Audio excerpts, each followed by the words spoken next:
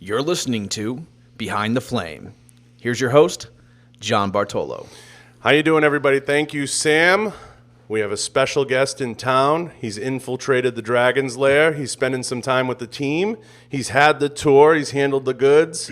I want to give a special thanks to Jason and Melinda Sanju for paying the bills and making the lights stay on here. I want to throw a shout out to our team, D. Mitchell over there on the ones and twos, Sam for the intro, Austin, and Haley J. Photo. We have a guest today that I call a friend. Special. I think that's fair to say, right? Different kind of special. He is a prime example of what is great about our current law enforcement. Thank you. I feel good about saying that. I'm inspired by him. He motivates me, and I'm happy to have him. We have Mike, no donuts here, Counihan, in the house. What's going on, guys? So I'm super excited. I'm jumping out of my pants. Not only is he as handsome as he looks on Instagram and social media, he's even more handsome in person.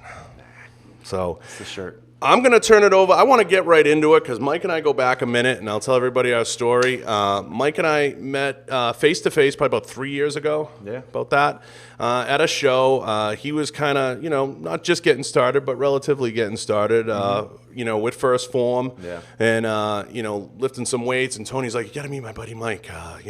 He's a good dude. And I'm like, Tony doesn't throw that around lightly, so I said, yeah, sure, let's hang out. And he was supposed to work out with Branch and I, and then he kind of blew off a workout. He got a little scared, got cold feet, but no. And, we had a blast. We chatted. We talked it up, and Mike and I kind of hit it off. We're both kind of city guys and grew up in the same kind of earth. We share a lot of mutual friendships, and we share a lot of the same passions. And I'm going to throw it over to Mike. I want to hear about, what kind of got him where he is and what's shaped his belief system. And I want to know why law enforcement right off the bat. Law enforcement right off the bat was, I was a senior in high school when September 11th happened, and I was supposed to join the Marines right after I graduated. And that time came around, and I had an opportunity to play college football, and I selfishly took that. And I felt like being a New York City cop was the next best thing, And then I took that a step further when I started doing counterterrorism within the NYPD, and kind of where I landed now. And I kind of incorporated fitness with the whole law enforcement thing just from my football background, because I never stopped training. And then once I became a cop, you saw the importance of health and fitness in the law enforcement community, and I feel like that's huge. That's a huge aspect. I mean, we had it's funny you say that going into playing college sports. We had a similar kind of track, definitely I wasn't obviously not as hard hitting as you and dove it right into it.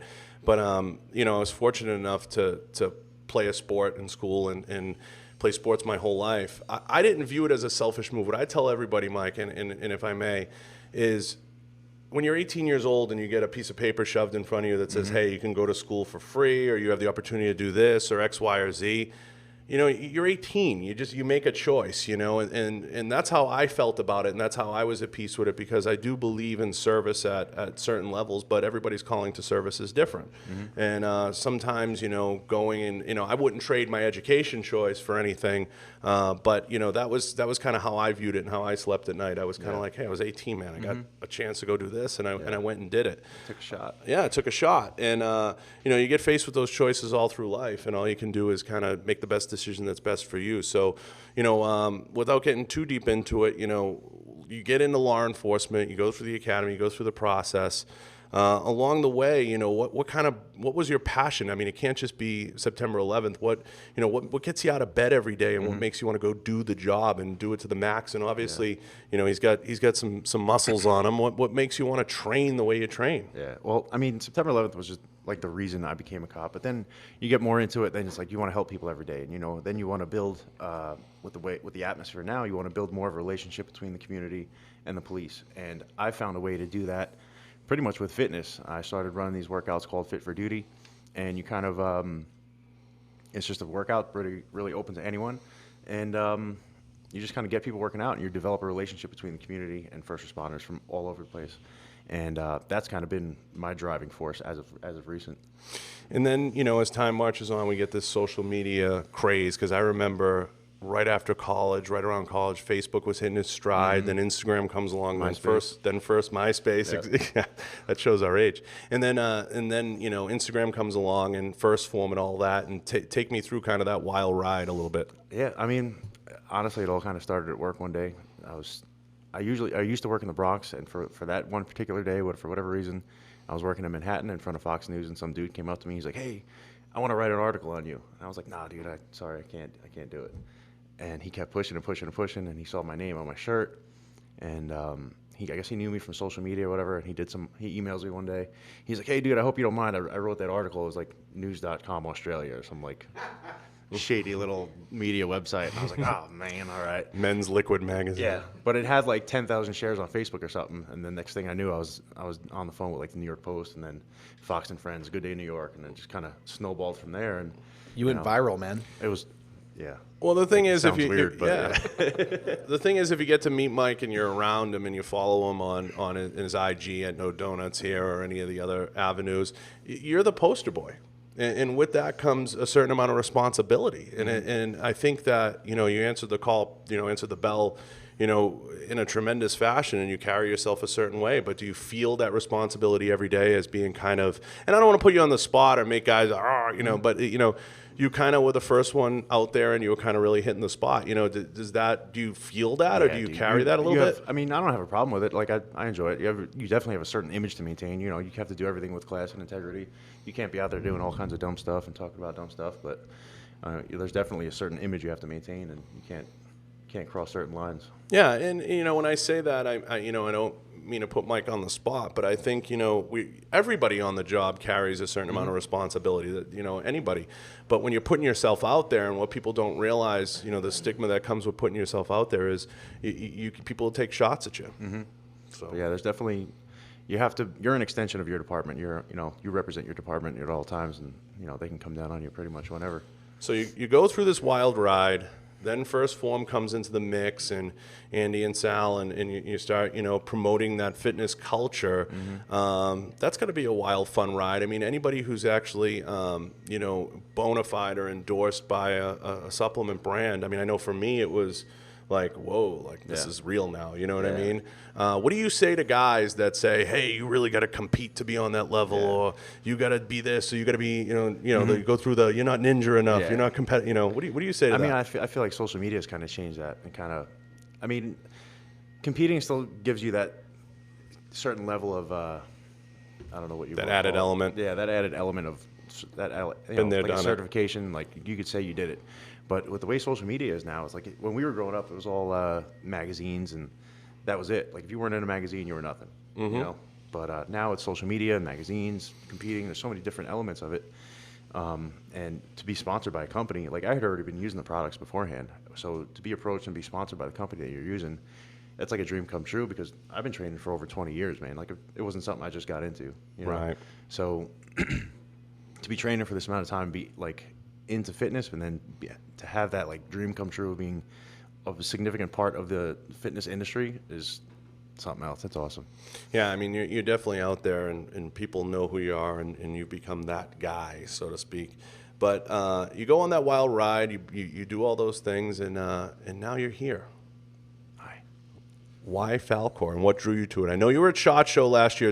Walk me through kind of, the firearms industry and your taste of it, and you walked around SHOT Show and you hung out with us, and I know we had a friendship. But what about the brand? What about the culture? And what about the 2A community that kind of draws you in? So, I mean, I've always been into shooting and into guns my entire life since I'm a little kid, and I finally made it to SHOT Show this past SHOT Show, and I'd always been following Falkor on social media and stuff, but SHOT Show was the first time I actually got to hold and learn more about the product, and it was like sitting in a Lamborghini for the first time. It's like, wow, this is like, it just feels right. You know what I mean?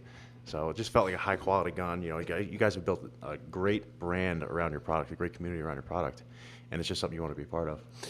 Yeah, I mean, thank you, by the way, for that. And, you know, I didn't put Mike up to that or offer him anything. But, but no, we appreciate that. And that's something we really pride ourselves on. And I know Jason and Melinda and I always agreed on, you know, putting the brand first and putting the culture first and creating that culture and that brand message was really always important to all of us. But, you know, you go around SHOT Show, you spend some time kind of with the people and you spend some time with us. You know, and I think you liked what you saw. You got the tour today. You got to see some things that we're doing, and you know, what do you see? What excites you? What grabs you? I mean, I've always been a big fan of the Petra. That gun's like obviously like your flagship gun. That thing's awesome.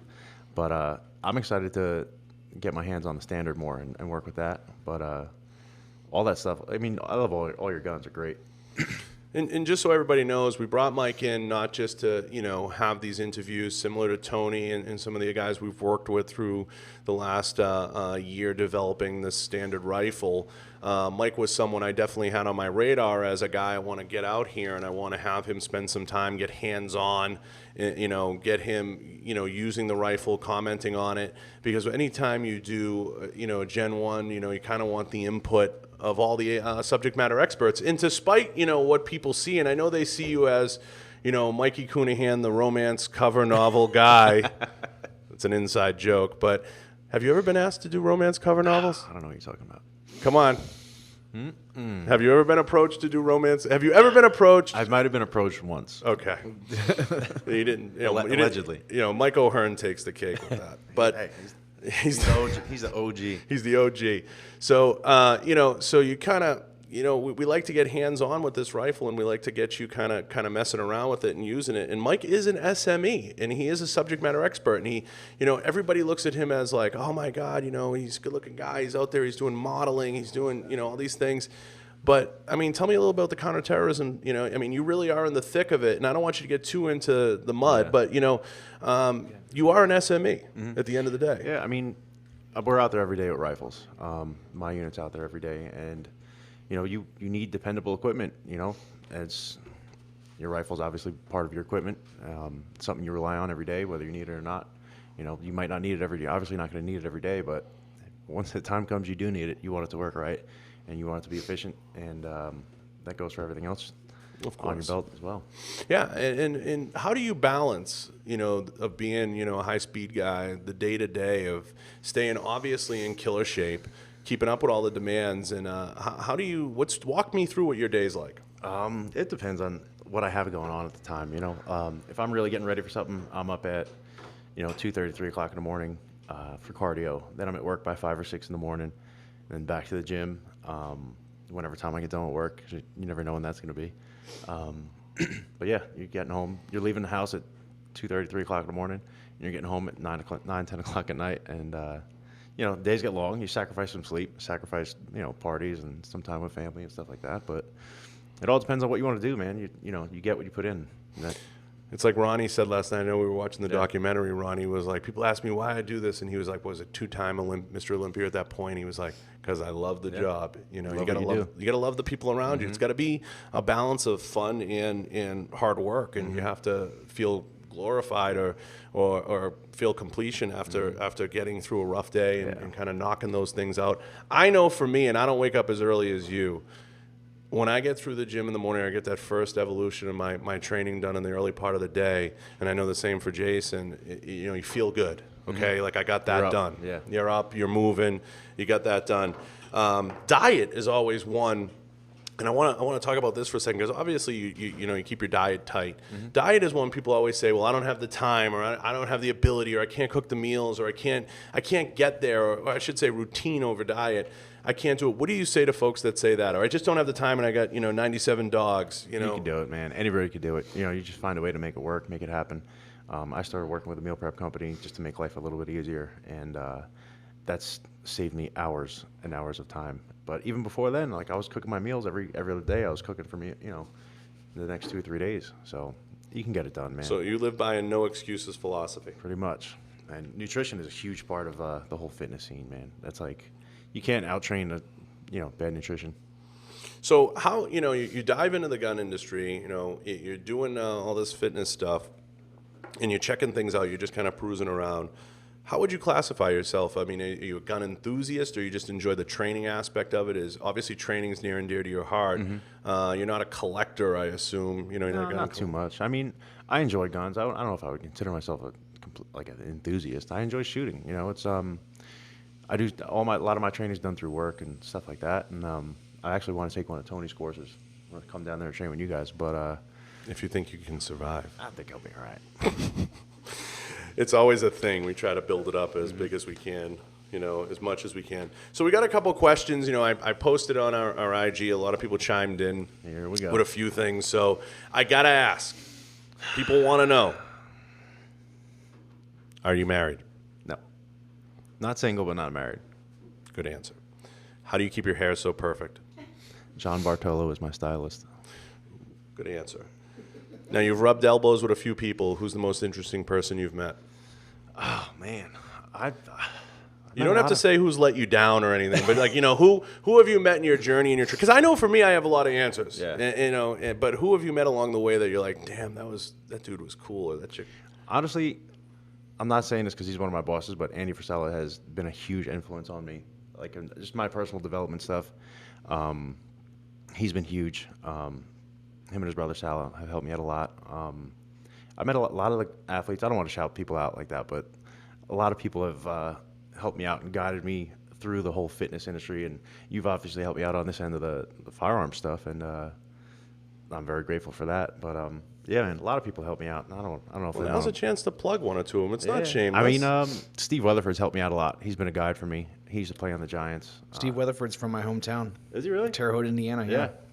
His name comes up a lot as an inspiration. He's a really good dude. I know Guy and him are close, and we share. So me and Guy work together for the company, and Guy's helped me out a lot. He's a really good dude. Me and Tony work together with one of our companies, and a lot of guys like that, man, have just been kind of like someone to pick their brain every once in a while. Isn't it just so cool to be, like, my big thing is be around dudes that you can kind of, they're not hurting you. Mm-hmm.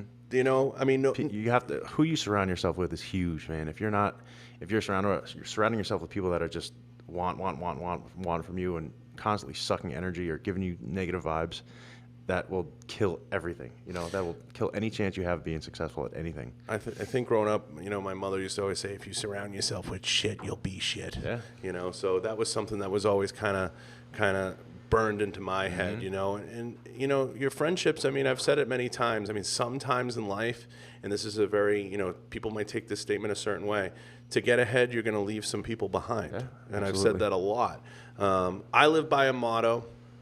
Everybody's heard it a million times. I always say, being from New England, being a Patriots fan, let it burn. I almost covered Mike in a Patriots blanket last night. And Melinda had got me a Patriots blanket for Christmas, and it's like my whoopee. It comes everywhere with me. It's stapled. It's sewn together. It's autographed by Melinda. It's like the greatest thing ever. So it's a huge Patriots logo. I said, Mike, I got a blanket for you. And he said, go fuck yourself. I'd rather freeze. He goes, I'd rather freeze. So he's a Giants fan. They got us twice, but I'm not mad about it because Tom Coughlin is an offshoot of the Parcells tree, which ties us into Belichick. So it took, another offshoot of that tree. But my philosophy is expect nothing, blame no one, and do your job. And I set the bar really low. Being in this business as long as I have, and being in business as long as I have, and being around people, and, I don't like to use the term being burned, but realizing some people are just more selfish than you. We're all selfish to a degree. I've lived by that motto, and it's worked for me. What's your philosophy? What's your elevator pitch, and how you live, and what you would tell people? I mean, like you said, I used to listen to Les Brown a lot of like motivational guys, even from when I was at a young age. And Les Brown has this famous thing. It says, if you run around with losers, you're going to end up a loser. Subconsciously, even if you don't even realize it, they will just naturally bring you down. And you try to surround yourself with successful people that uplift you and motivate you to be the best possible version of yourself, and you learn from them, and that's something that I found in the last like 4 or 5 years. That's very true. Is it hard for you to keep that type of like, uplifting spirit every day doing the job that you do? It's very, very difficult, to say the least. It's very difficult. I can imagine. You catch a lot of stuff because you don't go to a lot of parties at work. You don't go out drinking with beers with the guys after work or any of that stuff. So, it's like, oh, I got to go train. Sorry, I can't make it to this party. I can't make it to the Christmas party because I got to go do this. Or I have, X, Y, and Z commitments. And, so you lose a lot of people along the way, and you keep the ones that understand, that get the grind. Yeah, it's always hard to do that. I've gone through that in life. I've moved a lot, being from Boston, growing up in East Boston, then moving to New Hampshire, then moving, to Miami for a bit, then moving out here to Montana and back. I think at one point I moved 4 times in like a year. It was like 2 years, over a 2-year span. So I've always said it, in life you'll start to get some scars. Or I tell the young guys, when you've had money, you've spent money, you've had women, you've lost women. You've been through everything, and you just keep making choices that keep you moving forward and keep you going in the right direction and putting you around good people. Along the way, it's tough because there's a lot of great folks that you come across. I have friends back home that I miss like crazy. They lead a simpler life. It's tough. Yeah, but if they're not conducive to your lifestyle and they're just kind of bringing you down, man, you got to keep the ball rolling. You got to keep it rolling. It's not easy. So, you have, a tremendous spirit, and I thank you for obviously willing to get on the plane, come out here and visit Kalispell, and I'm trying to pull people out here. What was it like kind of getting off the plane and now you're in Montana for the first time and you're looking around and you're like, this isn't New York City? Yeah, but it's refreshing, man. It's not New York City. It's a good break from the constant chaos that's out there. You got 8+ million people out there. And it's a lot. There's a lot going on. So this is a nice break from reality. Would you move out here? I don't know if I'd move out here. It's a big move. It's a big change. But I like it. I like it a lot. Yeah, us city guys, it's not easy. I've had a rough run with it. It's a huge culture shock for me because I was just used to cities, or in 40 minutes I'm in a major city. So I had a little bit of a struggle with it myself, but it's been enjoyable kind of having that separation because it allows you to like get in the barn like Rocky and just train. Yep. And as you can tell by my svelte figure, I'm doing a good job of that. But no. But it's a huge inspiring message, Mike, and I having you in here and having you check out the rifles and being able to play with some of the stuff a little bit later as we get off this podcast. I'm super excited about the next couple of years and the culture and everything else. I know we don't get too political on here, but what do you think about, just give me your kind of blanket 1,000-foot answer. What do you think of some of the laws and the president? Give me some insight into that and some of the stigmas of the gun industry. What would you say the biggest stigma of the gun industry is that's not true, having been now kind of in some of the walls? I don't know. It's like you automatically get a bad image or bad reputation if you're involved with the gun. If you enjoy, shooting or hunting or whatever the case may be, you're pinned as this like. I don't want to get into what you're pinned as, but it's not true. I feel like the people that are in the 2A community are the safest gun people there are. It's the people that aren't very into it that have guns that are, the ones that shouldn't have guns that just shouldn't have guns. They're not safe at all. I always say this, and I try to tell people this, whether I'm debating with them or not. I'm like, your gun store owners, your manufacturers, they're some of the most red-blooded Americans you will ever come across. They're the ones you will call. The minute you see a gun, you're going to call someone who has one. Yeah, and all these gun laws are doing nothing but you're handcuffing the people that, are responsible with their guns. Yeah, and you're handcuffing law-abiding citizens where. Places like Chicago have the strictest gun laws there are, and they have tremendous crime rate. Ridiculous over the course of 4th of July weekend. There's like hundreds of people that got shot, or some ridiculous number like that. Yeah, I think it goes without saying, and I try to explain that to people, and a lot of times I'll say, okay, if you feel that way, if you have the balls to march, or you got the stones, why don't you walk in the local gun store and say to the guy who's had a business there for 40 years, hey, I'm going to close your doors, and your family's not going to be able to eat. Make these blanket statements, that have no bearing, and they don't fully understand what they're talking about because they haven't taken the time to spend the time with someone who's passionate about it, or maybe has a business, or wants to be more proactive in the industry, but they don't fully understand it. So the culture is one that I'm proud of. I've loved working in, and I enjoy, and I'm passionate about it all. And it means a lot to me. I mean, it just means a lot to make sure we're providing the best to those dealers and to those folks. So, again, then we get, Trump elected. And again, without getting too political, everybody knows I share a somewhat of a bond with those guys. I know them. I've rubbed elbows with them. What do you think of him and some of his policies? Because, you're from New York. I have to ask without getting too deep into it. And I'll give you my answer. Donald Trump works the room better than anybody else. He's a New York businessman. What do you say? The country's, at the end of the day, the country it's a big business, and it should be run like a business. And I don't think you're going to get anybody more fit for the job than a guy that's built a business from the way that he has. I think he's doing a pretty good job. And he's your guy. Absolutely. I mean, he's definitely a New Yorker through and through, and that's something to be proud of. I love seeing a guy from the Northeast get elected, and I always tell people, I give the Ben Shapiro answer. I mean, when he's out there and he's doing what he's doing, he's working the room, and he knows exactly what he's doing. He's getting press, he's getting publicity, he's putting it out there, and he's just slinging it sometimes. And, listen, there's a reason he does every single thing that he does. It's very well calculated, I think. Oh, yeah. I don't believe for 1 second that he doesn't know what he's doing. So any questions, Sam? Anything chiming in? Yeah, man, we've got our buddy Noah from Wiseman Company. He All right. Is on YouTube watching us live right now and says that he thinks that the two of you should crush that box of donuts right now. The whole thing? How's I don't know this? if that's going to happen. I don't know if we'll do the whole thing. Should have one, at but least. we're gonna put We'll have one. We'll put no donuts on the spot. Can Falkor convert Mike no donuts here to have a donut? Can we have a bite? It's really good, man. It's really, Do it. really Do good. it for YouTube. Are they still warm? They might still be. And, My God! You saw Describe how it tastes, please. Describe to us. It's so damn good. You saw it here first, everybody. No Donuts had a donut in the Dragon's Lair here Immediately at after Falkor. this. Yeah. Immediately after this, we're going for cardio. Immediately after this, Mike's going to purge. Throw this up in the bathroom. He's going to have a 2-finger dessert. That's it. There he goes.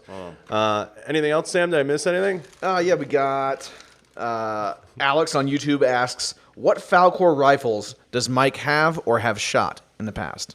I'm getting my hands on the standard soon, I hope. It's right here. I mean, there's one right there for you. We can have that one. We can make that happen. Yeah, I was just talking to John about getting my hands on one, having one sent out to me. So one of the things for all you listeners, New York is a funky state, as you all know. But Mike, having the right job, we can potentially get one out to New York. But he has had hands on them many times at SHOT Show and here, and we're working on getting him in the range today. So that's going to happen. We're going to make that happen, and then we'll get more feedback. Maybe we'll get him back on and talk about it at some point. I know he knows that they're soft shooting, and he loves the fit and finish. What else, Sam? That looks like, let me see, go over here to Facebook. We had a question about law enforcement discount. I told the guy that was asking Andrew there to hit us up, info@Falkor Defense. Yep. We can get them taken care of. We definitely want to support our first responders the best that we can. Cool. We're actually working on building out a proper law enforcement military sales division here at Falkor. That's not really a well-kept secret. People know that we're doing that. And we're trying to provide those customers with the best value firearms, the highest quality we possibly can to make them incredibly attractive to both the individual officer and departments that we'll be looking at Falkor to supply them. And we have done firearms for multiple departments in the past, but developing a true program that I feel not only lends to demos and everything else. I mean, it's something in my time here that I've wanted to revamp because it's, as you know, it's near and dear to me, and I want to make sure that it gets taken care of. But what do you think? I mean, you have it in your hands now. I think this is a great entry-level gun, man, because it's like, I love all the guns, but not everybody has the amount of money to spend on petrol. You know what I mean? Of course. So if somebody wants to get in the Falkor family, get in that line, I think this is a great way to do it. And I actually hit you up a couple weeks ago about ordering one. And I told you I'll see you soon. Mike, can you shed some light on the guns that you use for work? Anything like particular setups you like to go for? What you guys get issued or anything like that? We get issued a Colt gun. Okay. Colt M4. It's very basic. Well, yeah, I mean that's been the standard yeah. for a long time in terms of the one of the most reliable mil spec guns out there. So but it's very basic. So there's not too much to talk about. It's just something else, regular stuff. I gotcha. All right. And maybe I'll ask this. I'll stem into this, and it wouldn't be a normal question. Pistol, rifle. What's your favorite thing to shoot? I shoot Glock pistols, and I got a couple SIG rifles, Remington rifles. I got a bunch of different stuff. Yeah, Glock seems to be the go-to for everybody. Yeah. It's something I've been a big proponent of. I enjoy the polymer striker fire platform. I know, SIG for years dominated law enforcement. Then Glock came in and kind of revolutionized it and changed the game with the 17 and then the 19 later. I just recently started carrying the 17. Yeah, as a duty weapon. Yeah. What do you say to guys that come up to you and they kind of say, are you prepared to deal with the stigma, of like, you wear a uniform. Why do you need a gun? Why can't it be like Europe, or why can't you just have a mace or a billy club? I mean, You know what? I think we've had so many incidents as of recent, even in the last year, where it's like, all right, well, it kind of puts that to rest. It hasn't been too much of an argument. I can't get too into that, but it's just obvious that you need one. A lot of guys like, oh, well, why do you need that much ammo? It's like, well, you don't. I'd rather have it than not need it and not have it. You know what I mean? I would agree. That's usually my answer to that. I would tend to agree, and like I said, I live by a philosophy that the minute something bad happens with somebody with a gun, you're going to call somebody else with one. So that's the only thing that's going to stop a bad guy with a gun is a good guy with a gun. Amen. So you got the standard in your hand. We're going to get one out to you. You're going to mess around with it. You're going to play around with it. You've had the opportunity to kind of meet Melinda and Jason and spend some time with them. What do you want to get out of this, and where do you want to go with this firearms industry thing? And what are you thinking? I mean, do you want to be someone who's a pillar of the NRA? Do you want to are you just kind of like, what? I'm all for the Second Amendment, and I'm pro Second Amendment, and I think it's good. Or do you see yourself moving up to a bunker in Kentucky? Or, how do you see it playing out? I don't take it to that extreme, but I think everybody has their rights, and as long as you're qualified to carry a gun, you should be able to carry a gun. Yeah, I think I said it to Mark. I said mental health would be my one roadblock. I think the mental health issue is a huge one. I know you probably see a ton of it downtown, but I think that's the big kind of, because Mark put me on the spot and he said, do you think everybody should own a gun? And I answered no. Yeah. And I still answer no. Because I think there's that mental health component, and I think that's something that's not been addressed in this country. Yeah. We got another question from Noah, who's still watching us on YouTube. Yeah, Noah. It's a very interesting one. Some people will consider it controversial, but I don't think it is. He wants to know your thoughts on the SAFE Act in the state of New York. It's tough. I know with your position and all that stuff, but don't put him in that spot, Noah. I know. If you can give 1,000-foot answer, Mike. Yeah, give us your thought. Yeah, give us your broad spectrum answer. If you're in the city, I understand certain restrictions within the city. Like, I get that. Sure. But the city is a very small part of New York State. A lot of people forget that. And there's a lot of parts of New York State that look a lot like out here, where there's nothing for miles, And I feel like if you want to have a rifle, dude. Like, that's your thing. And if the city, I get it. The city, I get the certain gun laws and gun restrictions and stuff like that. But for the rest of the state, I don't know. I don't think it should apply. It's just interesting. I feel like we have this opportunity to ask some tough questions. I understand the position you're in here with trying to keep it very. It's a good question. It's a good question. I totally get it. It's a good question. It's a fair question. Like people don't realize the city of Boston has an ordinance. You can't have more than 10 rounds in the city of Boston. So we'll talk about that for a second. Towns and cities, they tend to have these wacky ordinances, and you can't keep them all straight. And I just remind people all the time, and I'll say this to you've heard me say it 100 times. We live in an environment in a gun culture where you take a class, usually by a civilian, you go visit a chief to get the blessing, and you get a permit issued by a state. Now, you tell me who wants the responsibility. Nobody. Yep. Because it's 3 different people. So the ownership of responsibility falls on a 3-headed hydra, and none of them are communicating. So, if people were to ask me kind of one of those concealed carry or one of those type questions, I would say, look, I want, and make it no mystery, I want national reciprocity. It's not a secret. We just talked about this the other day. I know I did. I've been talking about it at a high level, but I just, it's something I want. And I think that the industry needs, and I think that everybody needs. And I think once that comes in, then you'll see a lot of lawsuits flying around from states. So, I think that's what you have to understand, the environment we're in. Now, people can call that checks and balances, and to an extent it is. But the real reality is that, it's a interesting dynamic that we function in, where you have all these different laws being issued by all these different counties and states. Listen, if you get this whole thing where, I think if you get your license or your permit to carry a gun, it should go like a regular driver's license. it shouldn't differ from state to state. I think that's ridiculous. Because if I go buy a gun, and I'm a regular citizen or civilian, I go buy a gun in Georgia, and I decide to drive up to New York, I don't want to get arrested in New York because I purchased that gun legally. And if I'm not familiar with those laws in whatever state I end up driving to, that's just not right. It doesn't seem right. The whole system around it is just so confusing because every state has their own set of restrictions, and there are federal protections for traveling across the country with firearms, but in terms of like possessing certain styles with certain features and certain magazine capacities, and then like, can you have it loaded? Can you not have it loaded? Does it have to be locked? Does it have to be in a separate compartment? And all this different stuff gets so confusing. I feel like a widespread standard that's kind of like, this is how it's going to work. Yeah, that's what I'm saying. Would be, it should be like incredibly beneficial. Now, there's obviously the groups of people out there that are super resistant to any sort of change. They'd like it to be less and less and more less. Restricted, Yeah. While they were talking, I got my comments about those guys. Hang on, Jason Sanju trying to chime in from the cheap seats. Here, you here for a donut? You can use this mic right here. He's trying to get in the back for a photo op. Do it. Go.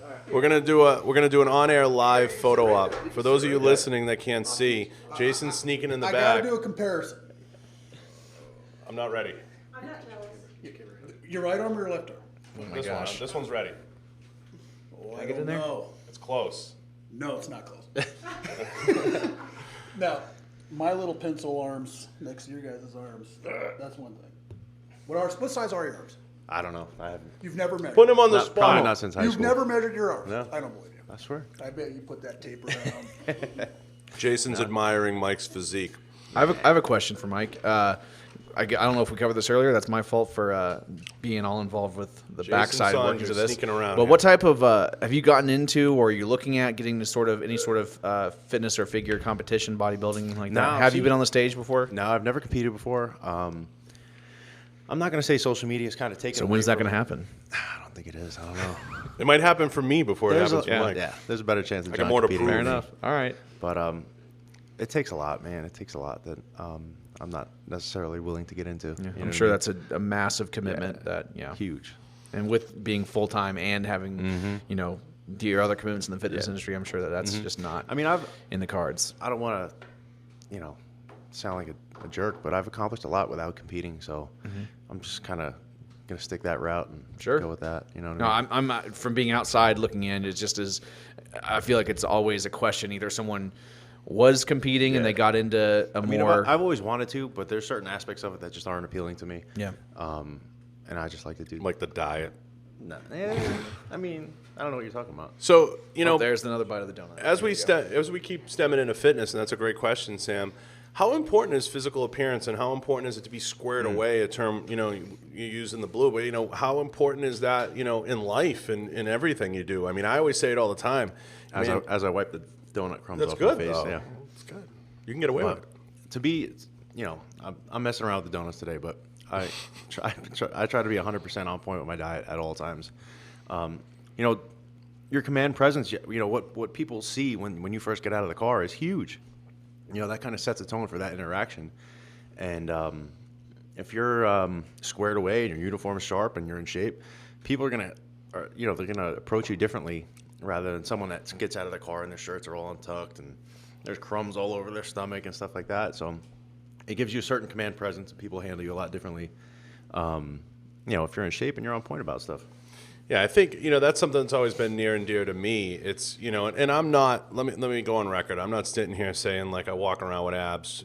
12 months a year. I think I got abs twice in my life, and I took 1 million photos. But I believe in that though.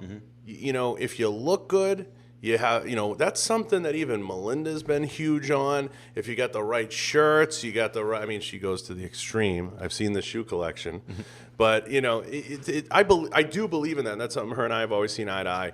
If you have the good shirts, you look good, you feel good, you're squared away, you have your. I mean, the other half of that is you'll still get a lot of people that challenge you, though. But there's far less people that will. Yeah, I mean, I think for sure once you and you know you come out of the car, and I think you know as it relates to the gun industry, we're blowing past the days, and Sam and I have talked about this, of the dusty buckle and boot guys getting out of the truck, the old pickup truck, and their bellies hanging over the belt buckle, and they got the old 1911 hanging off in the leather Uncle Mike's holster, and they're like, hey, I carry a gun, so fuck it, I don't have to be squared away. That's been gone for a long time, I think. I think so too. What you guys are doing, I mean, it's industry wide, but Falkor seem to really run with it, is integrating fitness and the firearms industry, and I think that's a huge. It's very important, you know, because fitness is just another tool on your belt. You know what I mean? Whether it be a law enforcement or whatever the case is, it's another. Your level of fitness will determine whether or not you or somebody else goes home. You know what I mean? At one point in your career, so it's huge. And we took heat for that. You know, a lot of people were like, what's with the bodybuilders and Falkor? We took heat for that. And then, you know, I would say to people, I go, so, and this would come from brand, you know, not brand friends, but other brand. And I said, so you're saying people who are in shape can't buy your product? And then right away, oh, no, I'm not saying that, you know.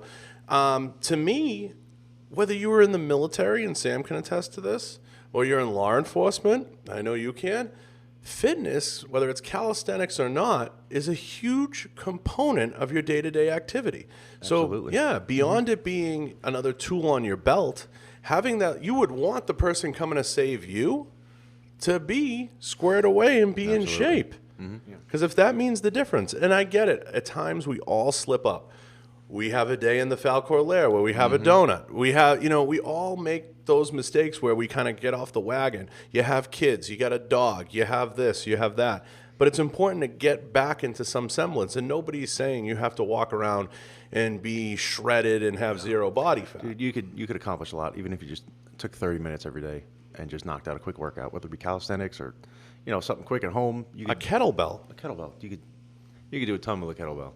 It doesn't necessarily have to be a bodybuilding routine or CrossFit or something fancy or some crazy label. It's just get out there, get your heart rate going, and you know have a decent nutrition, decent meal plan, and you'll be fine. So why do you want to take a class with Tony?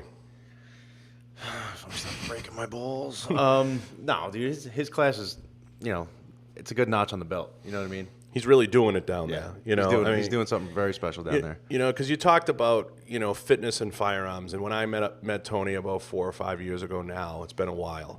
You know, I always tell people I met Tony when he was still Tony Sempenot. He wasn't, you know, what he is now at Real World Tactical and all that. He was just getting started, you know, really starting to hit his stride. I think like a couple months before, he had just, you know, met the breakthrough guys, and he was just starting to make his push into the industry. I think, you know, that same year, maybe a year before, he had gone to his first SHOT Show. So, you know, Tony was someone, you know, I remember somebody saying it, hey, you got to go check this guy out. So I did. And I was gassed. I mean, I remember going down there. I would think it was 260. That was massive. That picture of me flipping the tire and everything. I was way overweight. I was tremendously bloated. But, you know, I had an opportunity to go down there and train with him. And I remember walking away and saying, okay, this is tough.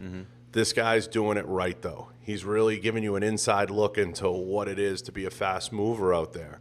And then as time went on, you know, I trained with Dom, trained with a lot of guys, and been through the ringer training across the country. And I know we had Suresh on. He's doing something similar. He's training with a lot of people. It gives you cardinal knowledge of what the guys are doing out there and the tools they need to help teach better and be more effective. I think training with certain guys gives you certain credibility too. You know. Absolutely. I mean, there's no question everybody likes to say, you know, see this cell phone case? SEALs use it. You know, there's no question everybody likes that thing that goes with it. But, you know, for Tony and I, obviously it transcended and we formed a friendship, and he's like, you know, my Cuban brother, and, you know, he and I have grown to have a kinship, and, you know, it's just something, you know, we share a lot of ideas, we bounce things off each other, we talk about a lot of different things in life, and, you know, it's kind of been exciting. And I think, you know, you and him share something a little bit similar, and getting down there and training with him, you know, gives you some insight into his world. You know, just like having you up here gives me some insight into yours, and I look forward to coming to New York and eventually spending some time with you, or harassing you on the job, or, you know, chasing you around, because I think it's a lot of fun to get a peek into what somebody goes through on a day-to-day basis. Yeah. So I'm actually working on some videos with one of the companies I work with about doing like a day in the life of, and it should be fun. It should be Should be very interesting. Do we get to like see you shower in the morning, brush your teeth? I know there's a certain segment of the population that may like to see that. I doubt it. I don't know about that. So anyway, we're coming up on a little bit of time, Mike. Is there anything you want to share, anything you want to add in, or what you want to talk about? Give me some of the things you got going on. I don't know, man. I'm really trying to work on this Fit for Duty thing. I'm trying to make that an ongoing thing. I ran one about 2 months ago, and it was a success. I had about 120 people show up. On a rainy day, it was an outdoor workout, so we did it in the rain. Competed with a couple other major events in the city, and we still had a great turnout. I think I FaceTimed you. I think you guys, did, yeah.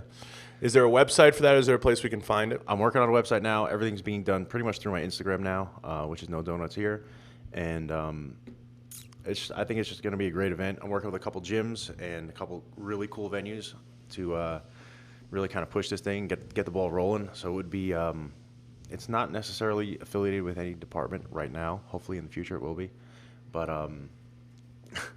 amen. Yeah, I hope so. And I'm going to say this, Mike. This isn't Mike saying this to me. I really hope that for you, and I know that the community hopes that some folks, without naming them, get behind you. I think it's important. Yeah. I think we'd love to see you have the support that I think you deserve, because you can be a huge voice in that culture. And I know so many Leos that follow you and look at you for inspiration. And I think that one of the things missing, it's just me saying it, and our law enforcement, is that beacon of kind of like, a figurehead or someone kind of being a voice on that platform. And I think that that's really important, and giving a positive message.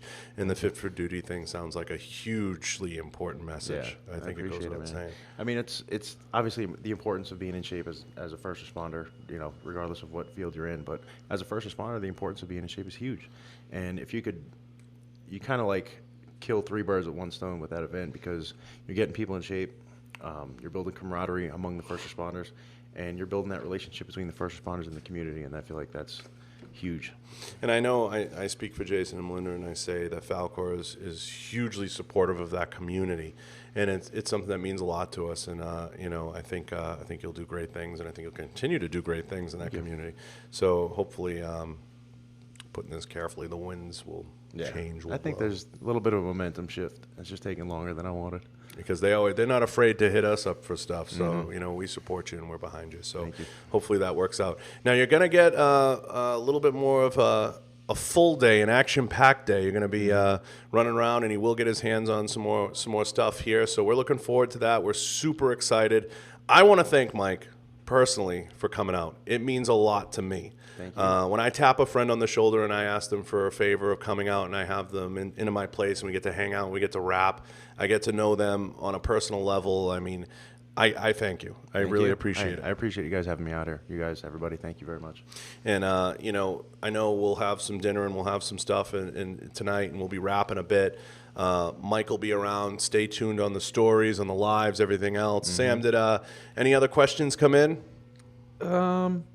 No, you got some fans on here just saying they support you, and they got your back. Thumbs up, some emojis. What do we got? Really appreciate some it, guys. Dudes think you got arms made of steel and rock. I'm actually just coming off an injury. About 8 months ago, I ripped my bicep tendon out of my forearm. So, ow.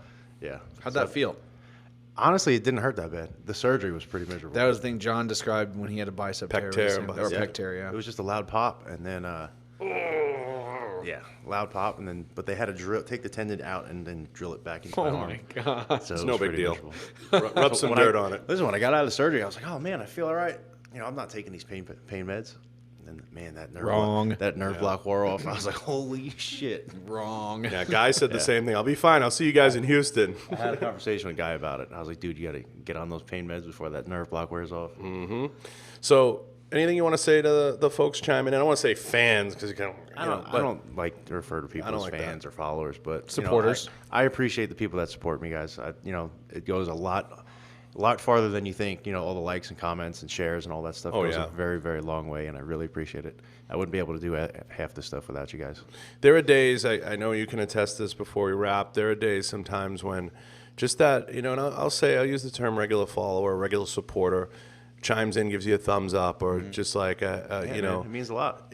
Some days you're just kind of like feeling shitty, and you see that, and then like sometimes I'm like, I got to get out of bed. You know why? Mike's watching. He's out there lurking in the weeds. You know, you don't realize that, you know, what you do, how it affects so many other people, especially if, you know, you develop your social media or whatever the case is, and you don't realize how much what you do or staying in bed or hitting that snooze button affects other people's lives, because people look up to you. They, you know, they look to you as a, you know, source of motivation. It's like, oh man, if this guy's getting up at 2:30, 3 o'clock in the morning to go train, I could fucking. It's good. It It I could do pushes it one you. day a week after work. Or I whatever. do it because I know Tony's going to call, or Branch is going to call and be like, "What, are you sleeping?" Yep. And I'm like, "No." You know, 'cause I know. Rubbing the crust out and of that's your the eyes. good pressure. You know, every now and then you'll get need that it. call. Yeah, man. So That's, again, it's who you surround yourself with. You know. So we thank you for coming in. I know I speak for Melinda and Jason and thank them, and we're super, super excited to have you. We're going to have a great night. We're going to have a great workout. We're going to have some steaks later and rap a bit. So we're all you know, jazzed up about it. Where can people find you? At No Donuts Here on Instagram. Facebook is Michael No Donuts Here Counihan. And that's about it. I want to start up a YouTube page, but there's a lot to it, and I'm still working on that aspect. Oh my God. I think you need an email address. Oh yeah, that's in my Instagram. So, anyone else? Anyone you want to plug? First Phorm, NutriChef. That's about it. Falkor. First Nice. Phorm, NutriChef, Falkor, and Krispy Kreme. shout out to Krispy Kremes. We're gonna get Mike decked out here. We're trying to break the mold. We're getting Mike decked out. He's putting on his Krispy How do I Kreme look? hat here. So we officially, Haley J Photo scrambling to take a photo of Yeah. this. This is a huge photo op. Everyone watching, screenshot this right Everybody now. watching. Falkor was the first to not only get him to eat a donut on air, but to wear the also hat. wear the Krispy Kreme. I think a Ha. Krispy Kreme employee. So Ready to rock. Krispy Kremes, if you're out there, we are taking contract solicitations now as we speak. We will sell off the rights to this. Thank you again for coming in, Mike. I Thank you really guys for appreciate having it. It means a lot. We're looking forward to the next 10 hours we have you before everybody goes on planes and goes in 9 directions, because everyone knows I'll be with Tony, and so will Jason Sanju for Monday through Wednesday at his law enforcement training class. One of the great things Tony does, which is a free Leo class we support. I know Action Targets, Vertex, a bunch of our friends around the industry support, and folks you know. We try to get behind that 100% because that's a 100% free class to the first 25 people that he can get in the damn thing, because he gets overwhelmed. I'm gonna jump in the next one actually. Whenever We'll you run see. it up. I'm coming. We'll see. I just gotta get off. He might have arms of steel, guys, but he has not taken a real world tactical course yet. Not yet. Not yet. So we thank him again, and the team here thanks you, and I'm looking forward to you spending some time with us. And I want to give a special thanks to everybody on the floor in the Dragon's Lair, everybody up here in the booth, D. Mitchell, Sam Cummins, Austin, the former intern, Haley J. Photo, and of course Melinda and Jason Sanju. We're looking forward to having you guys on the next one. I'm sure Jason and I will have a recap from Miami once it's over. But stay tuned and look for us on YouTube. Don't forget to like and subscribe and tap that little bell to make sure you sign up and get our regular updates and notifications. Don't forget to follow us at falkordefense.com on IG and Falkor Defense on Facebook. We thank everybody, and from the Dragon's Lair and under the strict supervision of Dracos the Dragons here on the table, we're going to sign off. Thank you guys.